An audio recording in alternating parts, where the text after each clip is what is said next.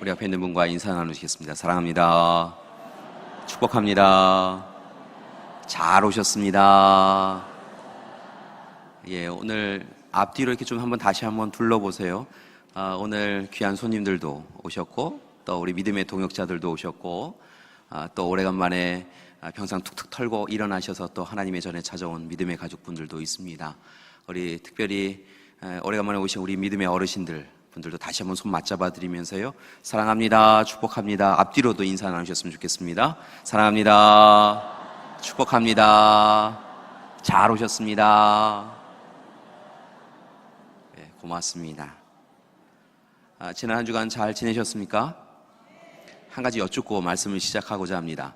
지난 주일이 성령 강림 주일이라서 성령님이 우리 가운데 오시기를 간절히 청하는 함께 기도도 하고 찬양도 하고 하였는데요. 성령님이 오셨습니까? 다시 한번 여쭐게요. 오늘 이 시간 성령님이 여러분 가운데 오셨습니까? 감사합니다. 지난 한 주간 성령 충만하셔서 성령의 이끄심을 받으셨는지요? 감사합니다. 앞에보다 조금 줄어드셨는데요. 다시 한번 여쭐게요. 이것도요. 성령 충만하셔서 성령의 이끄심을 받으셨습니까? 감사합니다. 우리 믿음의 가족들, 지난 한 주간 곳곳의 삶 가운데에서, 삶의 현장에서 성령의 이끄심을 받고 성령의 도우심을 받으신 줄 믿습니다.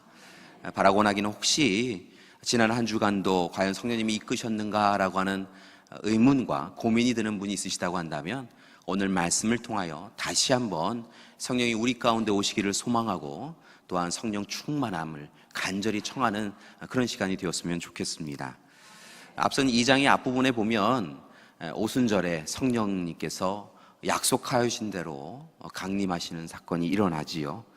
성령께서 바람으로, 불로, 소통되는 언어로 찾아와 주십니다. 성령님이 찾아와 오셨어요. 갑자기 모든 사람에게요, 불로, 바람으로 소통되는 언어로 오시자 그들의 삶이 온전히 변화되어지는 것을 보는데요, 하나님 앞에 새로운 생명을 얻게 되어지고, 그리고 또한 악하고 더러운 것들은 제하여지고 거룩하고 정결한 자로 서나갈 수 있게 되었던 것을 봅니다. 또 다르게는 이전에는 분열하고 나누이고 다투고 하였던 이들이 함께 한 마음 한 뜻으로 하나님과 하나가 되고, 또 믿음의 가족들과 하나가 되어지고, 또 원수를 향하여서도 마음을 기울일 수 있는 귀한 역사가 그들 가운데 이루어졌던 것을 봅니다. 그 이후에, 성령 강림 사건 이후에 더 놀라운 일들이 계속하여 초대교회 공동체에 이루어지게 되어지는데요, 대표적인 것은 무엇이냐면, 그들의 생명의 위협을 느껴서 문을 닫아놓고 있던 제자들이, 사도들이 그 문을 열고 세상 바깥으로 나가서 하나님의 말씀을 전하기 시작하였다는 것입니다. 예수님의 삶과 죽음, 그리고 부활, 그리고 승천하심, 그리고 다시 오신다고 하신 재림에 대한 약속을 세상에 나아가 담대하게 전하였던 것을 봅니다. 대표적인 것이 바로 오늘 말씀, 우리가 읽은 베드로의 설교의 말씀인데요, 실은 오늘 말씀은 베드로의 설교 이후에 어떤 일이 일어났는가, 베드로의 설교를 기준으로 하여서 어떤 것을 청하였는가라고 하는 것을 우리에게 보여주고 있는데, 실은 앞선 부분을 보면, 우리가 읽은 부분의 앞선 부분을 보면 베드로의 설교의 내용이 잘 기록되어 있는 것을 봅니다. 여러분이 잘 아시다시피 베드로라고 하는 사람은 예수님의 수제자였고요, 그리고 유대인 가정에서 좋은 교육을 받았음에는 틀림없지만 성경의 말씀을 보면 곳곳에 그의 말투가 어눌하였고 온전하게 말씀을 잘 전달하였다라고 하는 내용이 나와 있지 않은 것으로 보아서는 말을 잘하는 사람으로 여겨지지는 않습니다. 분명 말을 잘하는 사람은 아니었지만 하나님의 은혜 가운데, 성령님의 인도하신 가운데 말씀을 진실되고 정직하게 전달하였고, 그 말씀을 통하여 많은 사람들이 함께 감격과 감동을 누릴 수 있었다라고 하는 것이 바로 오늘 말씀인 것입니다. 사도행전 2장 14절 이하의 말씀을 보면 베드로의 설교가 나타나는데요, 함께 읽지 않았지만 2장 14절에서 36절까지의 말씀을 보면 베드로의 설교는 크게 두 부분으로 나뉘어져 있는 것을 봅니다. 첫 번째는 14절에서 21절까지의 말씀인데, 베드로는 무엇보다 성령 강림 사건을 경험한 이들과는 달리 성령 강림 사건을 경험하지 못하여서 성령이 어떤 분이신지에 대하여 알지 못한 사람들이 이 성령 강림 사건을 누린 사람들에 대하여서 잘못된 오해를 가지고, 편견을 가지고 잘못된 해석을 내리는 것을 보고 그들에게 성령 강림 사건의 현상들에 대하여서, 이루어진 일들에 대하여 자세히 변호하고 있는 것을 볼 수 있습니다. 13절 말씀을 보면 성령 강림 사건을 경험한 이들이 하나님 앞에 방언으로 기도하는 것을 보고 세상 사람들이 어찌 저 사람들은 이 시간부터 벌써 술 취하여 있느냐라고 이야기하는 것을 듣고, 14절에서 베드로는 지금 시간이 아침 9시인데 어떻게 이들이 술 취해 있겠느냐고 생각하느냐라고 이야기하며 방언을 비롯하여서 소통하는 언어를 통하여서, 또 다르게는 불과 바람을 통하여서 사람들의 인생이 변화되어지고 삶의 각도가, 시각이 변화되어지는 것은 모두 다 하나님께서 성령님을 통하여 허락하여 주시는 놀라운 이적과 기적이라고, 현상이라고 알려주는 것을 봅니다. 즉 바람과 불, 언어 현상을 통하여서 변화되어진 이들이 새로운 삶을 살아가는 것은 온전히 성령을 통하여 주시는 은혜이다, 은혜의 선물이다, 이렇게 베드로는 먼저 설명하고 있는 것이지요. 그러면서 14절에서 21절까지의 말씀 가운데 베드로는 다시 그 자리에 있는 많은 사람들에게 당신들에게도 똑같은 은혜가 주어질 수 있다라고, 즉 주의 이름을 부르는 자들에게는 하나님의 선하심을 통하여, 하나님의 성령을 통하여서 하늘의 기사와 땅의 징표를 통하여 놀라운 일들을 경험하게 해주시니 너희도 그 일에 대하여 오해하거나 잘못 해석하지 말고 하늘의 은혜를 누리라고, 성령의 은혜를 누리라고 이야기하고 있는 것입니다. 이것이 바로 첫 번째 베드로의 설교의 내용이라고 한다면, 두 번째 설교는 좀 더 본질적인 내용인데요, 22절에서 36절까지의 말씀입니다. 22절에서 36절까지의 말씀에는 베드로는 백성들에게 숨겨져 있는 비밀을 한 가지 알려주는데요, 그것은 바로 무엇이었냐면 너희가 십자가에 못 박아 죽인 예수가 너희가 그토록 소망하며 기다렸던 메시아이시다라고 전하고 있는 것을 봅니다. 이스라엘 백성들이 오랜 시간 그토록 간절히 기다리며 어서 오시옵소서, 참으로 어서 오시옵소서, 다윗의 자손이여 어서 오시옵소서라고 간청하였는데, 그분이 오셨음에도 불구하고 너희가 깨닫지 못하고 너희가 온전히 알지 못하여서 그를 죄인으로 몰고 십자가에 못 박아 죽였다라고 이야기하며 예수께서 바로 그리스도이셨다고, 예수님께서 메시아셨다라고 분명히 전하여진 것입니다. 감사한 것은 그렇게 너희가 잘못 알아서 예수님을 죽였음에도 불구하고 예수님은 다시 이 땅 가운데 부활하셨고, 그리고 너희에게도 은혜와 사랑을 베풀으신다고 약속하여 주셨고, 이제 승천하셔서 재림하실 때까지 하나님의 사람으로 돌이키면 너희에게도 은혜를 베풀으신다라고 이렇게 베드로는 사람들에게 말씀을 전한 것이지요. 그것이 바로 베드로의 설교의 내용입니다. 이제 놀라운 것은요, 이렇게 베드로의 설교를 들은 이들이 37절 이하의 말씀을 보면 단순히 성령 강림 사건, 오순절 마가다락방에서 성령 강림 사건을 누린 사람들만 성령 체험을 하고 변화되어진 것이 아니라 베드로의 설교를 들음을 통하여, 하나님의 말씀을 들음을 통하여 그들에게도 성령 강림 사건이, 성령 체험 사건이 그들에게도 이루어지는 역사가 행해지는 것을 목격하게 됩니다. 말씀을 듣자 그들에게 놀라운 변화가 이루어졌다는 것입니다. 특별히 42절의 말씀을 보니까 사도의 가르침을 받아 서로 교제하고 떡을 떼며 오로지 기도하기를 힘쓰니라 라고 기록한 것을 봅니다. 즉 이전에는 참으로 하나님의 말씀을 알기는 알되 예수님의 삶과 그리고 예수님의 가르침을 통하여 그들의 삶에 작은 변화가 있긴 있었을 때 그들의 삶이 온전히 변화되어지지 아니하고 여전히 옛사람으로 살아갔는데, 이제 베드로의 설교를 들은 그들이 이전의 삶을 내려놓고 온전히 새로운 사람으로 새하늘과 새 땅을 소망하며 살아가는 이들이 되었다는 것입니다. 참으로 놀라운 변화가 이루어졌고 이제 초대교회 공동체가 형성되어지게 되었습니다. 사랑하는 믿음의 가족 여러분, 우리에게도 이런 변화가 있기를 원합니다. 오늘 이 시간 성령 강림을, 성령 체험을 누리셨다고 한다면, 오늘 이 시간 우리가 성령 충만하여서 살아가고 있다고 고백하신다고 한다면, 오늘 이 시간 성령 강림 사건을 통하여, 성령 체험 사건을 통하여서 변화되어질 뿐만이 아니라 참으로 하나님의 말씀을 통하여 변화되어지고 성령을 누렸던 그들처럼 오늘 이 시간 우리도 말씀이 전하여질 때마다 성령 강림을, 성령 체험을, 성령 충만을 누리시는 우리 믿음의 가족들 되시기를 간절히 기도드립니다. 여러분, 바라고 원하기는 하나님의 말씀이 들릴 때마다 우리의 삶이 놀랍도록 변화되어져서 오늘 말씀 42절의 말씀 그대로 우리도 말씀을 통하여서 교제하고 떡을 떼며 오로지 기도하기에 힘쓰는 그런 교회 공동체가 되기를 소망합니다. 성령님이 도와주실 줄 믿습니다. 성령님이 이끌어 주실 줄 믿습니다. 그러니까 오늘 이 시간 말씀을 통하여서 다시 한번 하나님 앞에 서시고 성령을 우리의 삶 가운데 모셔드리는 시간이 되기를 간절히 기도드립니다. 자, 이제 오늘 말씀으로 좀 더 깊이 들어가고자 합니다.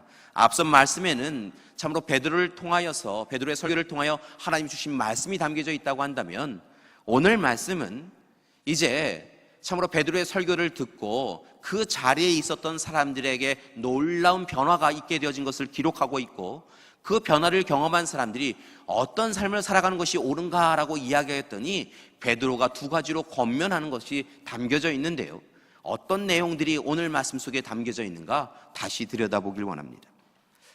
베드로가 하나님의 말씀을 전하였습니다. 설교 말씀을 하였습니다. 앞에도 말씀을 드렸지만 베드로가 조금은 어눌한 말투로 때로는 천천히 그렇게 하나님의 말씀을 전하였겠지요. 놀라운 것은요, 베드로가 하나님의 말씀을 전하였더니요, 예수님의 생애에 대해서, 예수님의 죽음에 대해서 전하자 놀라운 것은 그들의 마음의 변화가 시작되었다는 것입니다. 처음에는 도대체 무슨 이야기를 할까 조금은 의심의 눈길로 바라보았는데요, 의문을 가지고 바라보았는데요, 오히려 참으로 예수님에 대해서 이야기하면 반대해야겠다라고 생각하며 반대 입장에서 베드로를 통하여 전하여지는 하나님의 말씀을 듣고 있었는데요, 이상하게도 그들의 마음의 뜨거움이 시작되었다는 것입니다. 그리고 그 뜨거움이요, 조금 시간이 지났더니 찔림으로 다가왔다는 것입니다. 마음 깊은 곳에 그 말씀으로 인하여서 찔림이 있었다는 것입니다. 그 말씀, 찔림이라고 하는 단어를 찾아보니까요, 찔렸다라고 하는 이 단어를 찾아보니까 단순히 마음에 불편함이 있었다, 참으로 마음에 참으로 껄끄러움이 있었다라고 하는 이런 표현이 아니라, 오히려 이렇게 찔림을 받았다라고 하는 이 표현은 마치 칼과 창으로 우리의 마음 깊은 곳을 찌르는 것과 같은 통증이 있었다라고 하는 의미를 갖고 있는 것을 발견하였습니다. 언제든 털어버릴 수 있는 이 불편함이나 껄끄러움, 그런 것이 아니라요, 아무리 떨쳐내려고 해도 떨쳐낼 수 없는 마음 깊은 곳을 찌르는 듯한 통증이 있어서 견딜 수 없었다라고 하는 그런 마음을 그들이 경험하였다는 것입니다. 다른 표현으로 보면요, 하도 심하게 맞아서 기절하였다라고 하는 표현이 바로 이 찔림이었다라고 하는 그 단어와 같은 것을 봅니다. 여러분, 많이 맞아서 기절할 정도로 그렇게 아프다, 그것이 바로 찔림이었다는 것입니다. 물론 우리는요, 칼과 창으로 찔림을 받았거나 또 다르게는 기절할 정도로 맞은 적이 없으니까 이것에 대한 정확한 표현을 할 수 없지만요, 여러분, 분명한 것은 무엇이냐면, 여러분, 그것만 생각하면 어찌할 수 없어서 마음 아파서 두근두근거리고 떨리고 아프고 힘들어서 잠도 안 오고 힘겨운 그런 시간들이 오늘 이 시간 베드로의 설교를 듣는 사람들 가운데 그 마음에 있게 되었다는 것입니다. 여러분, 찔림을 느끼니까요, 그들이 이를 어찌할까라고 하는 근심이 생겼다는 것입니다. 세상이 주는 근심과 걱정과는 달리요, 하나님이 주시는 그 마음, 그 말씀을 통하여 근심이 생기니까요, 그들이 이를 어찌할꼬라고 이야기하며 마침내 베드로와 사도들에게 찾아와서요, 그들에게 묻는 것을 봅니다. 베드로 선생님, 우리가 어찌하면 되겠습니까? 오늘 이 시간 참으로 어리석은 우리가 주님을 죽였다라고 하는 그 이야기를 들으니까 제가 견딜 수가 없습니다. 부끄러운 제가 주님을 알아보지 못하고 제가 죽였습니다. 제가 어떻게 하면 되겠습니까? 라고 이야기하며 그 찔림으로 인하여서 어찌해야 되냐고 근심하며 물었다는 것입니다. 예수님을 반대하지 않았던 이들도, 예수님을 적대하였던 이들도 오늘 이 시간 찾아와서요, 우리가 잘못하였습니다 라고 이야기하며 십자가에 못 박아 죽인 그 예수님을 생각하면서 오늘 이 시간 우리가 어떻게 하면 되냐라고 청하였다는 것이지요. 그랬더니 오늘 이 시간, 오늘 본문 말씀 가운데에 베드로가 두 가지로 그들에게 권면하고 훈계한 것을 봅니다. 첫 번째는요, 오늘 말씀 38절의 말씀에 그 두 가지 내용이 나와 있는데요, 우리 그 두 가지를 한번 찾아보면서요 읽어보도록 하겠습니다. 여러분, 38절에 우리도 가끔 찔림을 받는데요, 사실은 자주 찔림을 받아야 하지요. 찔림을 받는데 이 찔림을 받을 때 어떻게 살아가야 되는가라고 하는 이 이야기를 두 가지를 우리에게 알려주고 계십니다. 우리 다시 한번 읽어보시겠습니다. 베드로가 이르되 너희가 회개하여 각각 예수 그리스도의 이름으로 세례를 받고 죄 사함을 받으라. 그리하면 성령의 선물을 받으리니. 아멘. 오늘 이 시간 찔림을 받고 어찌해야 됩니까? 라고 하는 그들에게 두 가지 말씀을 주십니다. 오늘 말씀 38절의 말씀은 마치 오늘 무엇을 이루면 선물로 주신다라고 하는 원인과 결과처럼 38절이 기록되어 있는데요, 실은 원문의 말씀을 보라보면 중간에 있는 접속사인 그리하면이 아니라 그리고라고 하는 것으로 해석할 수 있는 것을 봅니다. 그러니까 베드로는 오늘 이 시간 찔림을 받고 어떻게 살아가야 되는 것이 옳습니까? 라고 묻는 이들에게 이렇게 두 가지를 권면했다는 것입니다. 첫 번째는 회개하여 각각 예수 그리스도의 이름으로 세례를 받고 죄의 사함을 받으라는 것이 첫 번째이고요, 두 번째는 그리고 성령의 선물을, 달리 해석한 것을 보면 성령을 선물로 받으라라고 요청한 것을 봅니다. 자, 이제 두 가지를 다시 한번 살펴보겠습니다. 첫 번째, 오늘 시간 마음의 찔림을 받고 어떤 삶을 살아가는 것이 옳은가라고 하는 백성들에게 베드로는 분명하게 이야기하고 있습니다. 첫 번째는 회개하고 세례를 받아서 죄사함을 받으라라고 이야기하고 있는 것입니다. 여러분, 다시 한번 이야기 나누겠습니다. 어떻게 하라고요? 회개하고 세례를 받고 죄사함을 받으라. 이것이 첫 번째 그들에게 요청하는 것입니다. 여기서 이야기하는 회개는 앞서서 예수님도 받았던 세례 요한의 세례를 의미하는 것은 아닙니다. 유대인들이 행하던 그 세례가 아닙니다. 오히려 이 세례는 오늘 본문 말씀을 보면 오직 예수 그리스도의 이름으로 베푸는 세례입니다. 즉 예수 그리스도의 이름으로 세례를 베푸는 것이고요, 예수 그리스도와 연합하는 것이 바로 이 세례를 통하여 이루어지는 것입니다. 여러분, 세례를 받아야 한다는 것입니다. 여러분, 회개와 세례, 이것은 연결되어지는 것을 보는데요, 우리의 인생을 들여다보면 여전히 우리가 온전히 하나님 앞에 회개하지 못하고 살아가고 있는 것을 봅니다. 회개하는 척하지요, 잘못한 척하지요. 그런데 우리의 마음 깊은 곳을 들여다보면 그렇지 않다는 것입니다. 오늘 이 시간 이스라엘 백성들이 그러하였다는 것입니다. 늘 그들은 하나님의 사람인 척, 하나님의 백성인 척 살아갔지만 그렇지 않았다는 것이죠. 그렇기 때문에 불과 얼마 되지 않는 시간에 다윗의 자손이 우리를 불쌍히 여기소서라고 간구하며 청하였던 그들이 예수를 죽이라고 그렇게 하였다는 것입니다. 오늘 이 시간 그렇게 대충 적당히 살아갔던 그들의 인생이 여지없이 다 드러난 인생이 되어진 것을 보고 오늘 이 시간 예수님은 그들에게 회개하라고 베드로를 통하여서 이야기하였다는 것입니다. 그리고 그 베드로의 회개 요청을 들은 이들이 오늘 이 시간 베드로를 통하여 다시 세례를 권면받습니다. 좀 전에 말씀드렸던 대로 이 세례라고 하는 것은 예수님의 이름으로 예수님과 연합하는 것이고요, 그리고 함께 예수님과 함께 살아가는 것임을 봅니다. 예수님과 연합한다라고 하는 것은 어떤 은혜가 더 주어지는 것이냐면요, 오직 예수님만이 허락해 주실 수 있는 죄 사함을 누릴 수 있게 되어진다는 것입니다. 예수님을 향하여 회개하고 예수님과 함께 연합하는 세례를 받음을 통하여 우리의 죄가 사해질 수 있다는 것이지요. 감사한 것은 죄사함을 통하여서 영원한 생명에도 이르게 되어진다는 것입니다. 그래서 베드로는 오늘 이 시간 그 백성들에게 철저하게 회개하고 세례를 받고 그 다음에 죄사함을 누리라 라고 이야기했다는 것입니다. 두 번째로 베드로가 이야기했던 것은 성령을 선물로 받으라, 성령의 선물을 받으라 라고 하는 것이었던 것을 봅니다. 오순절 마가다락방에서 그들이 성령을 체험하였습니다. 120여 명의 사람들이 성령을 체험하였지요. 불로 바람으로 소통되는 언어로 그들이 얼마나 큰 은혜를 누렸는지요. 그래서 이전의 삶과는 전혀 다른 삶을 살아가게 되어집니다. 성령 충만해서 살아가면서 그들이 전혀 다른 인생을 살아갈 수 있게 되어졌지요.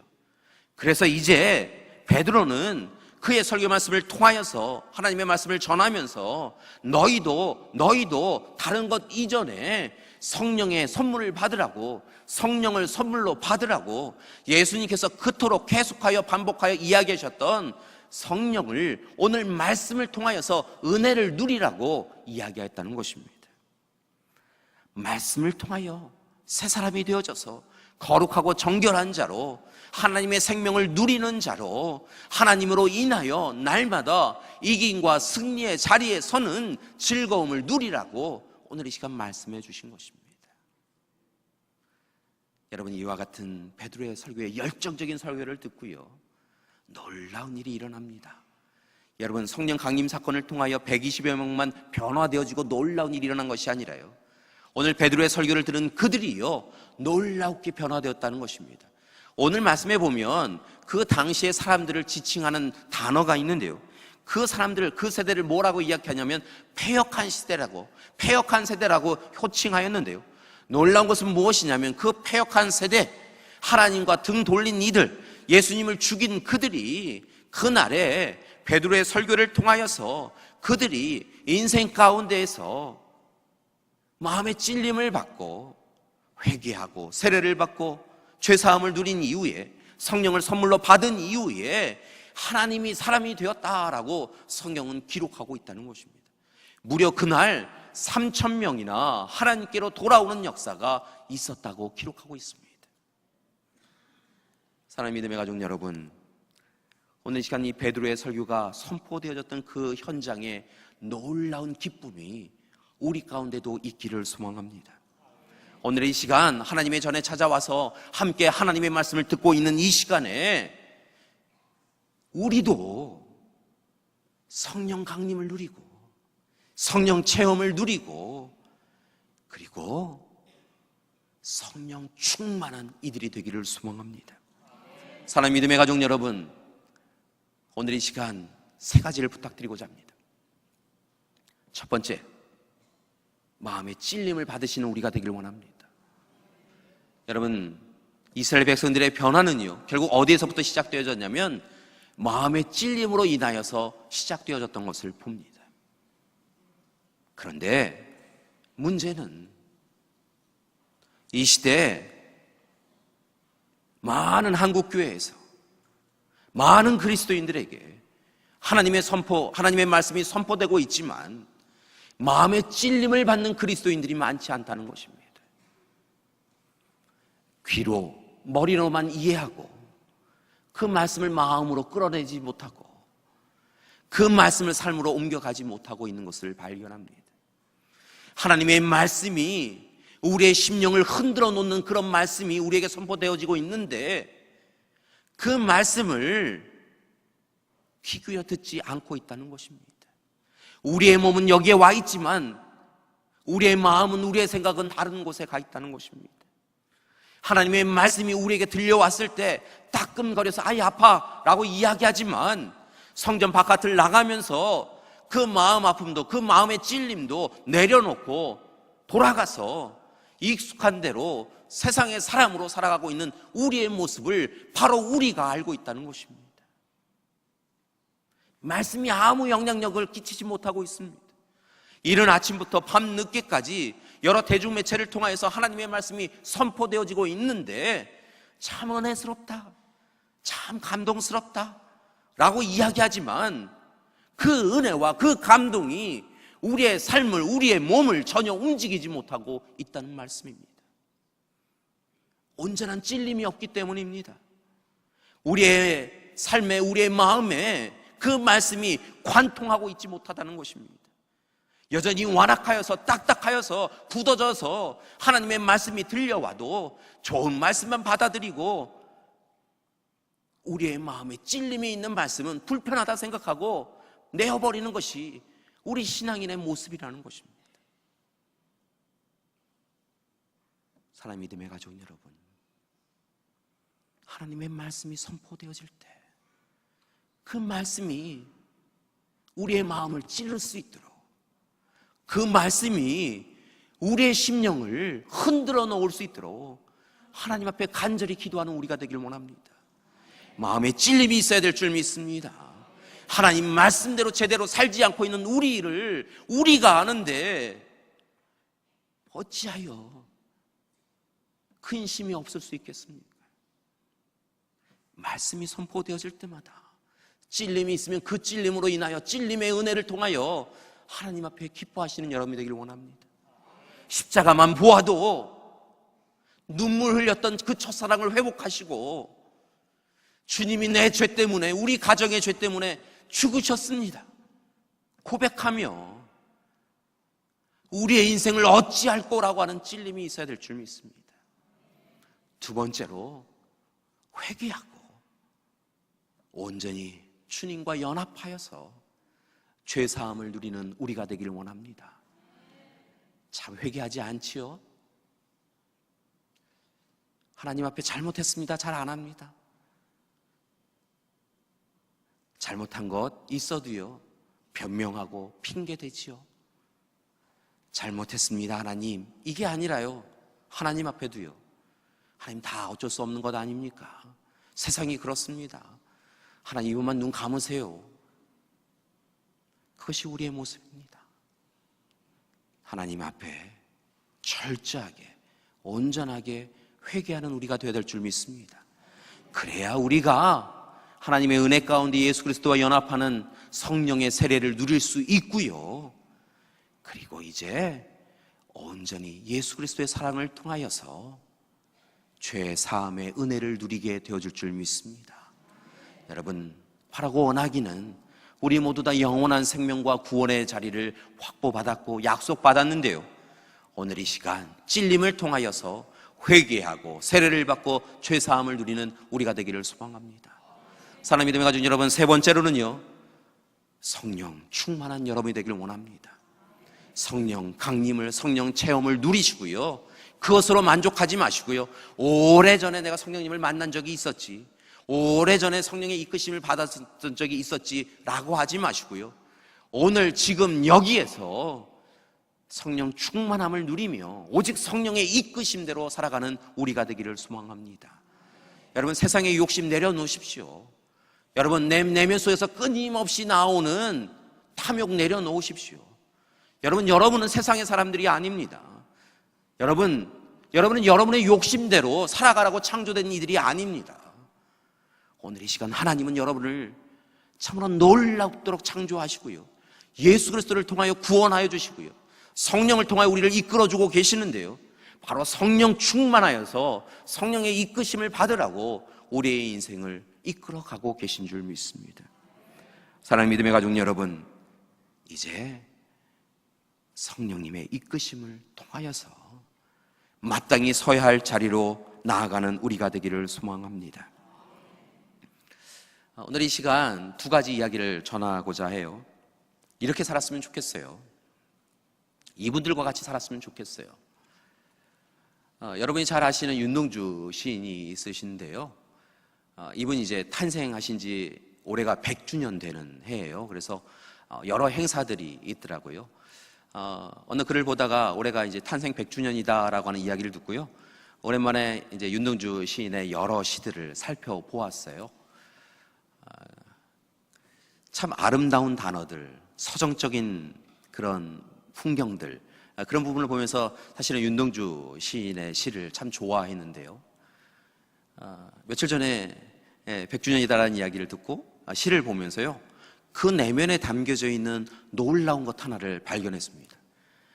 그것은 바로 무엇이냐면 윤동주 시인이 모든 시에 그 내면 속에 고백한 것이 있는데요. 그것이 바로 무엇이었냐면 부끄러움이었다는 겁니다. 부끄러웠다는 거예요. 나라를 빼앗긴 나라에서 살아가는 청년으로서, 젊은이로서 부끄러웠다는 거예요. 어쩔 수 없이 창씨개명을 하고 어쩔 수 없이 이 나라 이 백성의 역사가 아니라 일본의 역사를 배우면서 그가 부끄러워했다는 거예요. 그가 하나님의 사람이었는데요, 하나님의 사람으로 살아가면서도 온전히 하나님의 사람으로만 살아가지 못하고 하나님이 원하시지 않는 일들을 해가면서 그가 부끄러웠다는 거예요. 그래서 그의 시를 보니까요, 대표적인 서시를 바라보니까 이렇게 고백하고 있더라고요. 죽는 날까지 하늘을 우러러 한 점 부끄러움이 없기를, 그렇게 이야기하면서, 그렇게 소망하면서 그가 고백하고 있더라고요. 죽는 날까지, 하나님 앞에 서는 날까지 내가 부끄러움이 없기를 소망합니다.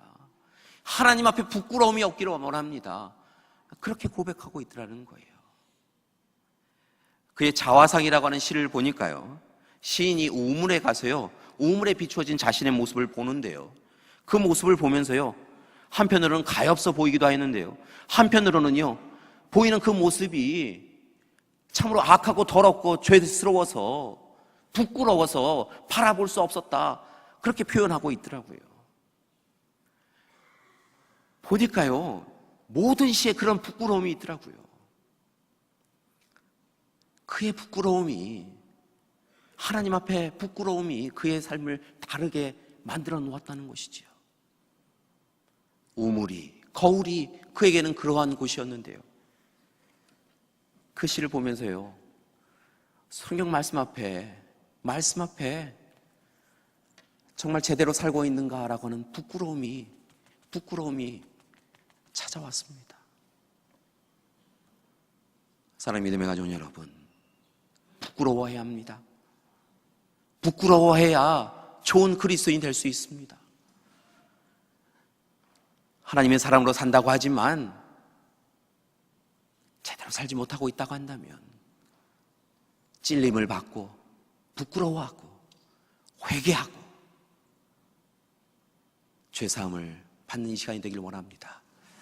특별히 성령 충만함을 위해서 우리가 함께 간구해야 되는데요, 여러분 대천덕 신부님을 다 아실 텐데, 대천덕 신부님은 그 가문이 워낙 다 그 하나님의 일꾼으로 사용되어진 가문입니다.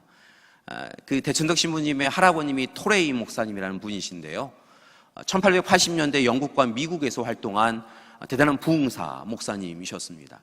영적인 부분도 굉장히 중요시 여기고 하셨던 그런 목사님이셨는데요, 이 토레이 목사님의 글 가운데 자신의 인생을 이야기한 부분들의 글이 있습니다. 그분의 모습을 보니까요, 참 우리가 또 깨달을 부분이 있는 것 같습니다. 그분은 늘 그분의 삶이 하나님께 가까이 있는가, 성령의 이끄심을 받고 있는가라고 하는 것을 고민하였던 것을 봅니다. 그래서 그분이 적으신 글 가운데 그분이 이른 아침마다 하나님을 향하여 기도하였던 기도문이 있었던 것을 보았는데요, 그분은 늘 이른 아침에 일어나자마자 이렇게 기도하였다고 합니다. 하나님, 제가 성령 충만하다고 느끼지 못할 때 함부로 말하지 않도록 도와주십시오. 왜냐하면 실현하기 쉽기 때문입니다. 하나님, 제가 성령 충만하지 않을 때 인생의 중요한 결정을 하지 않도록 도와주십시오. 왜냐하면 그것 자체가 잘못된 것이기 때문입니다. 사랑하는 믿음의 가족 여러분, 성령 충만하여서 살아가지 아니하면 우리에게 시험이 다가올 수 있다는 거예요. 성령 충만하여 살아가지 아니하면 우리가 내뱉는 발이 우리를 얽어맬 수 있다는 것입니다. 성령 충만하여 결정한 것이 아니면, 다시 해석해 드리면, 하나님이 결정하신 것이 아니라, 성령님이 결정하신 것이 아니라 내가 결정한 것이면 그 일에 문제가 생기기 시작한다는 것입니다. 오늘 이 시간 다시 하나님 앞에 서는 우리가 되길 원합니다. 그리고 오늘 이 시간 베드로의 설교를 듣고 하나님의 말씀을 듣고 그들이 우리가 어찌할꼬라고 이야기하며 근심함을 통하여 성령 충만함을 받았던 그 백성들처럼, 이스라엘 초대교회 공동체처럼 우리도 다시 하나님 앞에 서서 하나님 어찌합니까? 지난 한 주 역시 죄인으로 살아가는 제 인생은 어떻게 합니까? 성령 충만하지 아니하고 욕심 충만하고 탐욕 충만하고 교만 충만하였던 저는 어찌합니까? 고백하고 오늘 이 시간 회개하고 죄사함을 누리고 오직 성령의 은혜를 누리는, 성령 충만을 누리는 우리 믿음의 가족들 되시기를 간절히 기도드립니다. 그때 42절에 초대교회 공동체에 허락하여 주신 것처럼 우리 교회 공동체에도 하늘의 은혜를 더하여 주셔서 참으로 서로 교제하고 떡을 떼며 오로지 기도하기에 힘쓰는 놀라운 은혜를 허락하여 주실 줄 믿습니다. 말씀의 공동체로, 교제 공동체로, 참으로 성찬의 공동체로, 기도 공동체로 우리의 교회 공동체를 이루어 주실 줄 믿습니다. 다가오는 한 주간은 철저하게 성령 하나님을 의지하시고 성령의 이끄심을 누리시는 우리 믿음의 가족들 되시기를 간절히 기도드립니다. 함께 기도하시겠습니다. 사랑의 하나님, 사랑의 하나님, 우리로 하여금 찔리게 하여 주시옵소서. 말씀이 선포되어질 때마다 마음의 찔림으로 부끄러워할 수 있게 하여 주시옵소서.